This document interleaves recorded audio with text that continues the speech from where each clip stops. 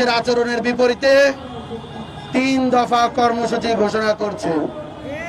বৈষম্য বিরোধী ছাত্র আন্দোলন 3 দফা কর্মসূচি ঘোষণা করছে। প্রথম দফা, অবিলম্বে জুলাই ঘোষণাপত্র জারি করতে হবে। প্রথম দফা, অবিলম্বে জুলাই ঘোষণাপত্র জারি করতে হবে।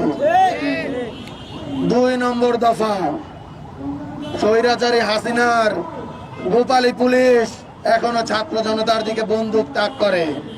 আমরা বলতে চাই, 2 নম্বর দফায় আমরা স্পষ্ট করে বলছি, গোটা পুলিশি ব্যবস্থাকে ঢেলে সাজাতে হবে, সংস্কার করতে হবে।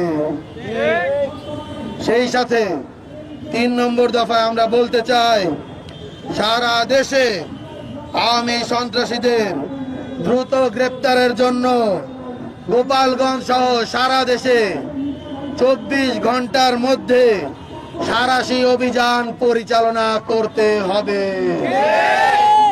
একটা আওয়ামী লীগের সন্ত্রাসীদেরকেও আমরা কাঠগড়ার বাইরে দেখতে চাই না।